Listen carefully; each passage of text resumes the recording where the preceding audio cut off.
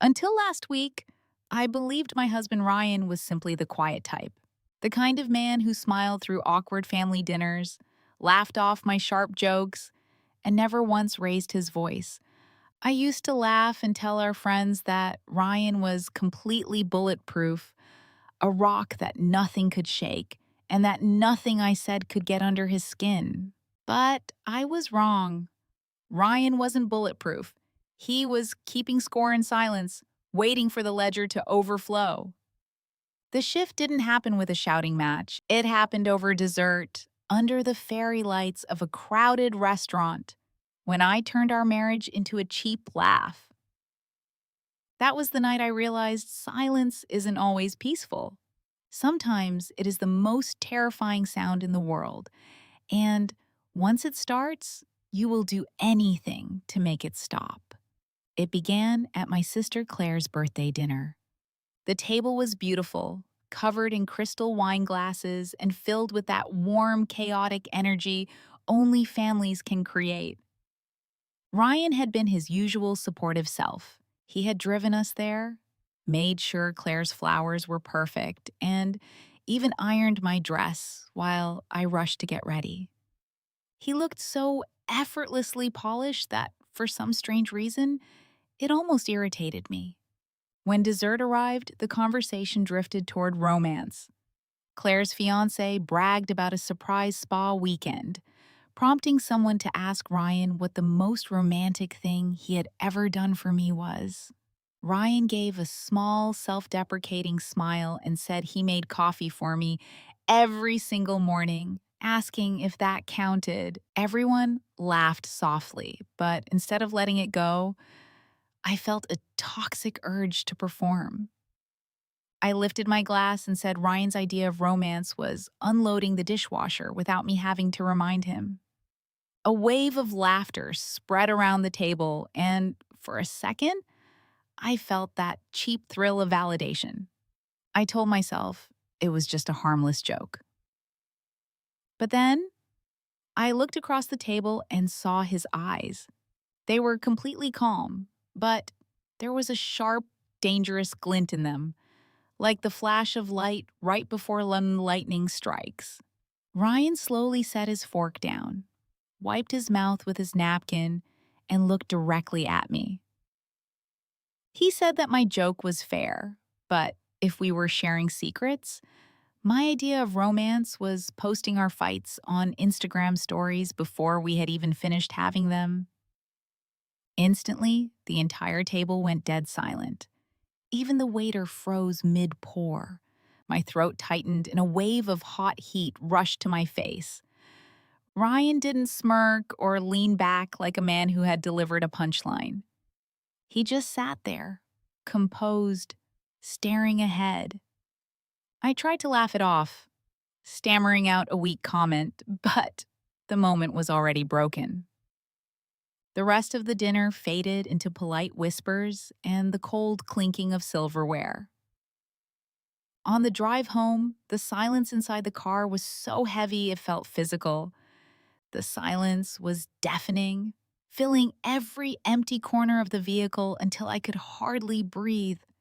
Streetlights flashed across the windshield, breaking the darkness into tense, awkward pieces.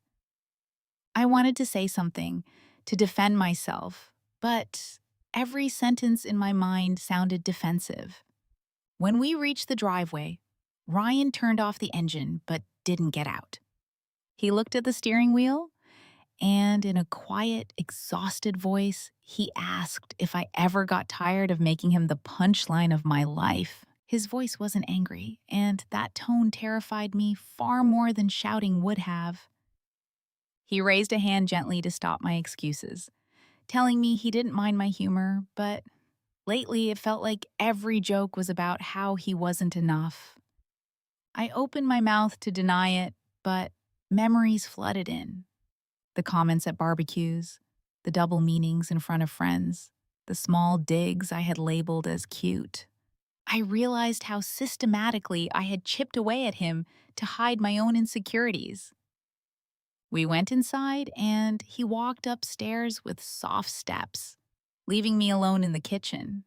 I sat on the edge of the sofa in the living room, listening to his retreating footsteps. The next morning, he made coffee like always. 2 cups. He slid mine across the counter and told me he wasn't angry, but he was done being my favorite story. Watching him leave, I realized I had mistaken his patience for indifference, when it was actually quiet endurance. By the third evening, the quiet in our house had become unbearable.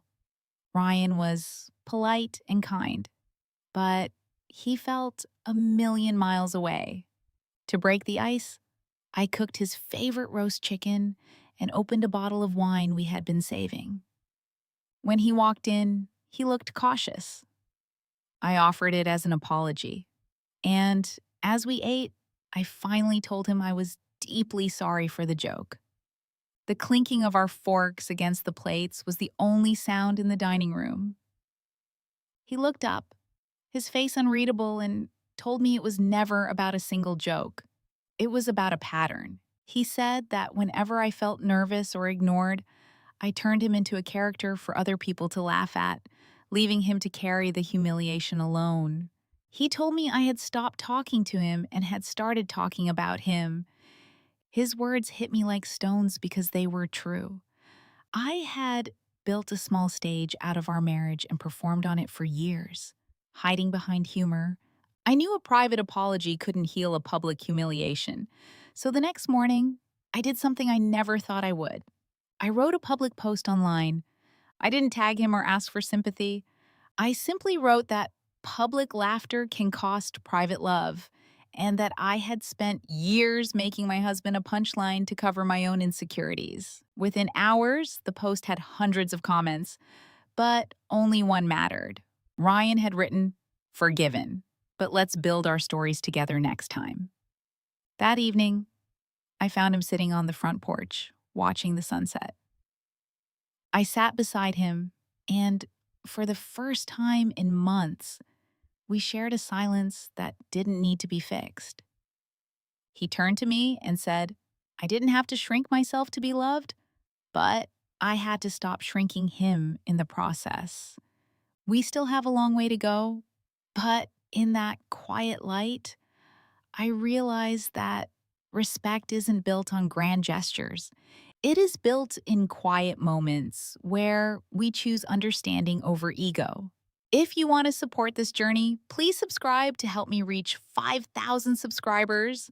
Like this video and share your thoughts in the comments. I read every single one. Thank you.